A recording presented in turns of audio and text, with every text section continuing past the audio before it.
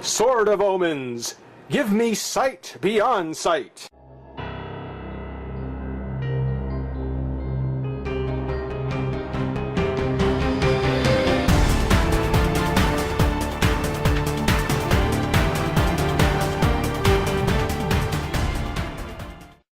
Hey, friends and revolutionaries, back with something that's pretty hot on the YouTube review circuit right now, and that is the Cartoon Network reboot of the Thundercats action figures.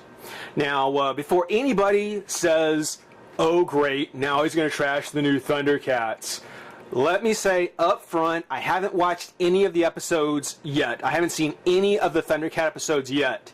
And I don't trash something I haven't seen. So don't expect me to automatically say that because it's a reboot, it's going to be bad. I haven't seen it. I may still think that it is, but I'm not going to say it until I've watched it. So I'm going to give it a fair shake first, as I always do. They did have, now, actually, you know, these are the 3 1/4 inch figures, which I'm not a big 3 1/4 inch collector, but from what I'm seeing, actually, I think I will like them so far. They ran about $7.99, about the same price you get for most 3 1/4 inch figures. Look a little bit nicer than the ones that you know, coming from Hasbro right now. But they had the 6-inch versions of Mumm-Ra, Panthro, and Lion-O, but yeah, they were running like $20, and that was just way too rich for my blood. For the way those figures looked, I decided to pass. They did have the 18-inch Tigra, which was really disappointing. I'm hoping that Lion-O turns out better when I get mine. I'm hoping that 18-inch Lion-O is going to be a much better figure. But yeah, taking a look at the packaging here, of course we got the Thundercats logo. Very much classic logo design. They didn't go through and change it too much. A little bit of a difference in the color. Has a little bit of the orange reflecting off the blazing Thundercat logo behind Lion-O, which I like. I like that blazing emblem back there. It's very cool. I also love that, considering that it's by Bandai from Dragon Ball Z series figures and the Gundam collection, that we're only about a silhouette cut away from being a Hasbro packaging. You know, I mean, it's got the character up here, it's got the logo at the top. Yeah, we're just a silhouette cut away from being a Hasbro package. The Thunderlinks, magnetic powered Thunderlinks. I mean, apparently they come in all the various languages. But don't know what that is. Don't know what this is. There is a wad of paper inside here that I haven't seen the like of since Tron. So I can only assume that somewhere in here will explain what all this is. But there we go. There's Lion-O. Stock number 33001. When we look at the other figures, there is the, I guess, what is it? The other 5 members, the 6 founding members of the Thundercats. Lion-O here at the top. Tigra, Panthro, Chitara, Wily Cat, and then Mumm-Ra, who surprisingly looks very much like his original version. Also, like the Tron figures, they do show some of the vehicles, like the Thunder Tank, the Lizard Cannon, and the Tower of Omens. So, you know, a couple of play sets. The Thunder Tank actually looked pretty cool. They had that. It does come with Snarf. So, you know, depending on how finances go, that may be one of the first vehicles that I do get from a rebooted series. On the write-up, there's actually 2 write-ups. One is just general for the Thundercats. It says, Thundercats is an epic fantasy combining swords and science and boasting ferocious battles between good and evil. Boy, that's a tagline for the show. And then there's the read-up for Lion-O on his own. It says, Lion-O wields the Sword of Omens and the leader of the Thundercats leads the Thundercats to victory against Mumm-Ra, the ultimate villain. The everlasting Mumm-Ra, the everlasting, the Mumm-Ra, the everlasting spirit of evil. They don't quite bring back some of those lines, some of those tags. But yeah, that's a quick look at the packaging. Let's go ahead, pop Lion-O out, and really see how well these figures came out. Be right back. Thundercats are on the move, Thundercats are loose. Feel the magic, hear the roar, Thundercats are loose. Whoa! Hey! Didn't see you walk back in. Oop, there we go. Okay. Well, we've got Lion-O out of the pack, and, you know, I like this figure. I like this figure. I like this design. It's something where I am happy to say that unless the show really turns me off, I think I'll enjoy this. I think I will, despite the fact that it is a reboot. One of the reasons I think I like this figure more than I did, say, the redo of He-Man, was that on He-Man, for his chest cross, they changed the design. And in so doing, completely almost, I mean, right there, almost just remade the character. Completely threw the old one out the window and just ruined it. Completely ruined it, separated it from the original source material, and just laid the foundation of being a terrible series. For the Thundercats, though, they definitely resisted any temptations to change the Thundercat logo. It's just such an iconic image that there was no way they were going to change that. And so seeing this on this version of Lion-O just tells you that these are the Thundercats. Don't be mistaken. These are the Thundercats. And I buy into it. I buy it completely. As far as the design, you know, in the original series, Lion-O basically grew up during his trip to Third Earth. So we never saw him in kind of this late teen, early 20 kind of age range. So, you know, the design on him, as far as, you know, how his hair looks, come on now, there we go, the hair, the face, you know, even the costume he's wearing, you know, it's something where I buy it. I believe that a Lion-O at this age would have been in this kind of costume. I buy it. The chest piece, I mean, he's got the straps over his shoulders, just like the original series did. It's got kind of the chest plate, very much like the original series did. They covered up his abdomen, which is fine with me. He's got the Thundercat logo on his belt, just like the original series. They put him in a pair of pants, thank goodness, finally. I think the only drawback is the boots. They've given him these shin guards, which, I don't know. I think that that had they made these regular boots, it would have been better both for the design of the character as well as the action figure that it's really meant to sell. And I'll get to that here in a minute. He's got this kind of oversized shoulder pad, which, you know, I'm not sure how keen I am on it. You know, I think he would look just fine without it. Just having two of these silver braces over his shoulders, I think that would look just fine. I don't think he really needs a shoulder pad there, but, you know, the figure can't be perfect, you know. Anyway. And again, on the face, very youthful face. Again, a good interpretation of what Lion-O would probably look like at that age. Does maintain a bit of the anime quality that we're getting from the new series, or at least from the preview shots that I've been seeing. The back I'll get to in a minute. You know, it's one of the things where surprisingly enough, he's a 3 1/4 inch figure, so he's no bigger than a G.I. Joe, and yet he seems to have a lot more width to him. He seems to be much huskier a figure. You know, he's not any heavier, and the plastic doesn't seem to be any less quality, though I think the paint job suffers a little. I think they could have done a little bit better paint job versus looking so... I mean, the metallic looks great. I think metallic looks great. On the face, with the lighter color on his face and then the darker hair, I think that works. The arms and the legs, I think, are where it kind of suffers a bit, particularly on the arms. But really, as far as the 3 1/4 inch figure goes, this is everything I would want. You know, the only thing that I would be missing would be 2 points of articulation, which let's go ahead and talk about. Lion-O's head actually is on a ball joint, as a matter of fact. Now it really just turns left and right. There's not much room for it to go up and down. But if you turn his head far enough, of course it starts to bump up against his shoulder pad.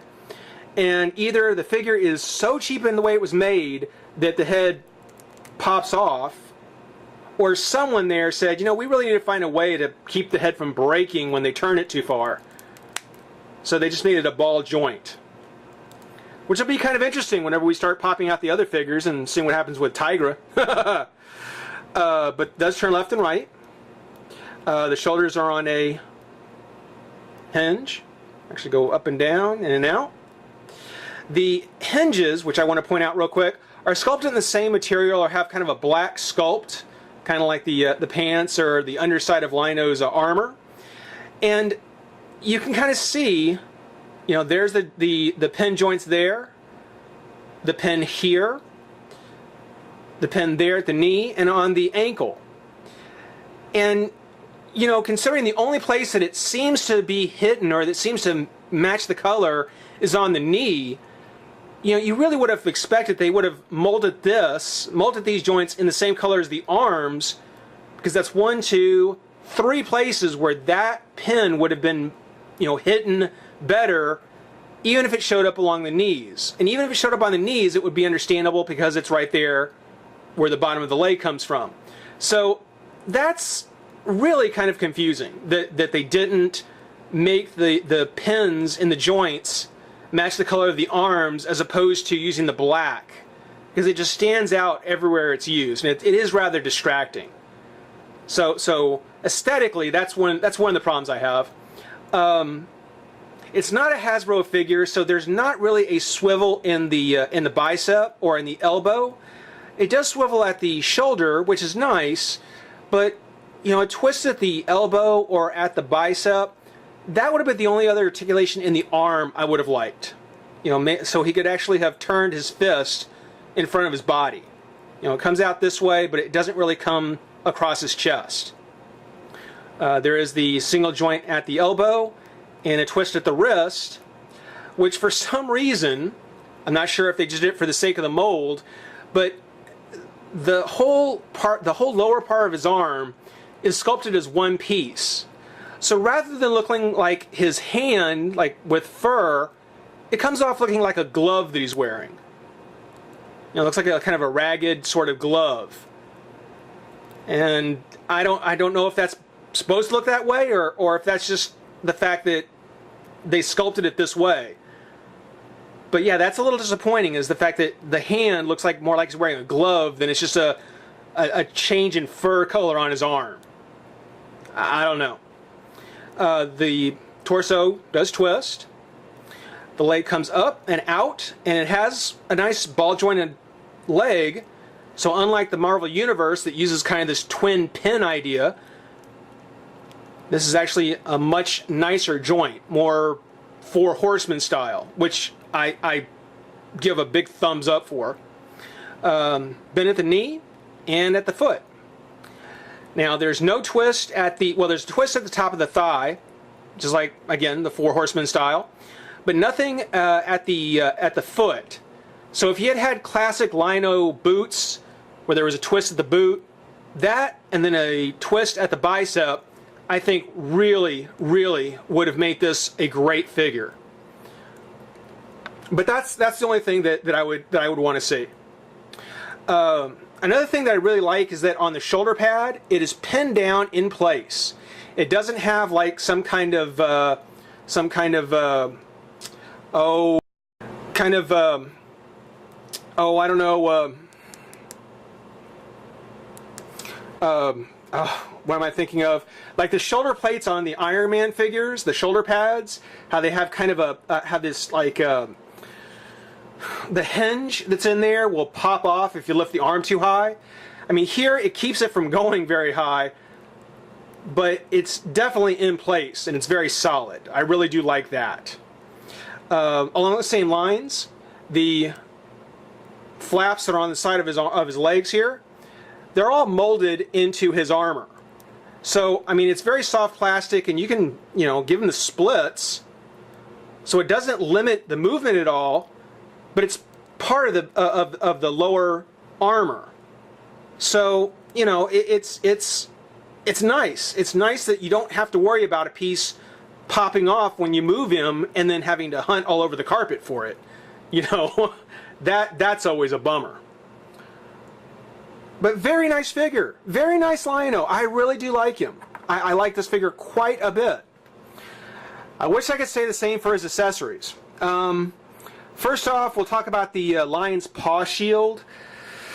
I'm not keen on this. From what I understand, you know, the fingers, which in the original series it was a paw. You know, the claws were kind of curled down.